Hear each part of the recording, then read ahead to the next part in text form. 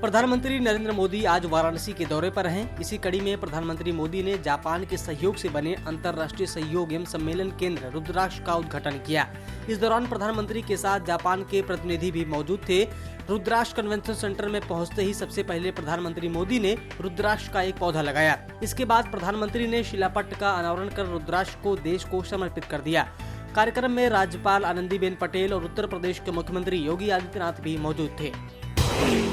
आंकड़ों से पता चलता है कि इस साल यमुना में प्रदूषण का स्तर और खराब हो गया है। यूपीपीसीबी की रिपोर्ट में औद्योगिक अपशिष्ट जैसे कठोर धातुओं की मात्रा, पारा, आर्सेनिक, सीसा आदि के आंकड़ों का उल्लेख नहीं है। राज्य प्रदूषण निकाय के बुनियादी मानकों पर पानी का परीक्षण किया गया है, जिसमें भंग ऑक्सीजन और जैव रासायनिक ऑक्सीजन मांग, BDO और प्रदूषण का स्तर बहुत अधिक पाया गया। दक्षिण दिल्ली नगर निगम ने लोक निर्माण विभाग, दिल्ली विकास प्राधिकरण और दिल्ली मेट्रो रेल निगम जैसी एजेंसियों एवं विभिन्न सरकारी विभागों के प्रमुखों से अपने कार्यालय परिसर में मच्छरों को पनपने से रोकने के लिए नोडल अधिकारी नामित करने को कहा है, जिससे कि मच्छर से पैदा होने वाली बीमारियों को रोका जा सके। निगम के अधिकारियों ने मच्छरों से होने वाली डेंगू, मलेरिया और चिकनगुनिया जैसी बीमारियों से बचाव एवं नियंत्रण पर एक परामर्श जारी किया है। चीन ने अंतरिक्ष में धान पैदा करने का नया करिश्मा किया है। चीन ने अंतरिक्ष में पैदा किए गए धान को स्पेस राइस नाम दिया है। चीन इसकी पहली फसल को बीज के रूप में धरती पर लाया है। चीन ने पिछले साल नवंबर में अपने चंद्रयान के 7 धान के बीज भी अंतरिक्ष में भेजे थे। अब अंतरिक्ष यान के जरिए 1500 धान के बीज धरती पर आए हैं। इसका वजन 40 ग्राम है। इनको अब दक्षिण चीन कृषि विश्वविद्यालय परिसर में बोया जाएगा। निजी भूमि पर पौधारोपण को प्रोत्साहन करने के लिए मध्य प्रदेश सरकार कानून बना रही है। इसका प्रारूप तैयार हो चुका है, जिस पर अब जनता से राय ली जाएगी। मुख्यमंत्री शिवराज सिंह चौहान के सामने कानून का मसौदा रखा गया है।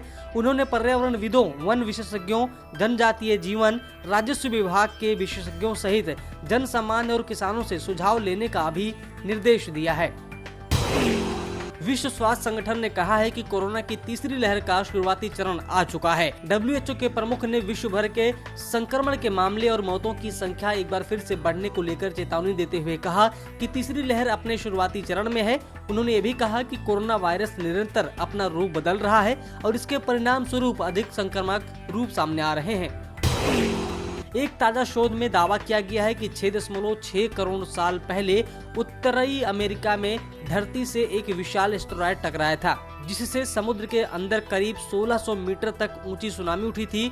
इसी सुनामी की चपेट में आकर डायनासोर इस पृथ्वी से हमेशा के लिए अलविदा कह गए। यूनिवर्सिटी ऑफ लुइसियाना के शोधकर्ताओं ने अवशेष का रूप ले चुकी लहरों की रेत के शोध के सहारे ये जानकारी दी है। भारत में कोरोना संक्रमण का कहर अब दूसरे देशों की तुलना में कम है। हर दिन करीब 40,000 नए लोग संक्रमित हो रहे हैं। गुरुवार को स्वास्थ्य मंत्रालय की ओर से जारी किए गए आंकड़ों के अनुसार पिछले 24 घंटे में 41,806 नए कोरोना के केस सामने आए और 581 संक्रमितों की जान चली गई। वहीं पिछले 24 घंटे में 39,130 लोग कोरोना से ठीक भी हुए हैं। देश में 4,32,000 लोग अभी भी संक्रमित हैं, जिनका इलाज चल रहा है। कश्मीर में वायु प्रदूषण और वायु की गुणवत्ता की पल पल की जानकारी मिलेगी। जम्मू कश्मीर में अपनी तरह का पहला CAAQMS यानी कि वायु गुणवत्ता की लगातार निगरानी करने वाला स्टेशन श्रीनगर में तैयार हो गया है। CAAQMS की स्थापना से अब देश के किसी भी कोने में बैठा कोई भी व्यक्ति किसी भी समय श्रीनगर शहर की वायु गुणवत्ता की ऑनलाइन जानकारी प्राप्त कर सकेगा।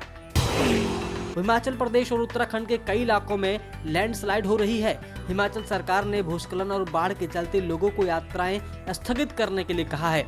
मौसम विभाग ने हिमाचल प्रदेश के लिए ऑरेंज अलर्ट जारी किया है। हिमाचल प्रदेश से कुदरती कहर की तस्वीरें रोज सामने आ रही हैं। इसी कड़ी में चांबा में सड़क निर्माण कार्य में लगी पोकलेन मशीन भूस्खलन की जद में आने से रावी नदी में जा गिरी। गनीमत रही कि हादसे के वक्त मशीन में कोई सवार नहीं था। सब्सक्राइब करें पर्यावरण पोस्ट।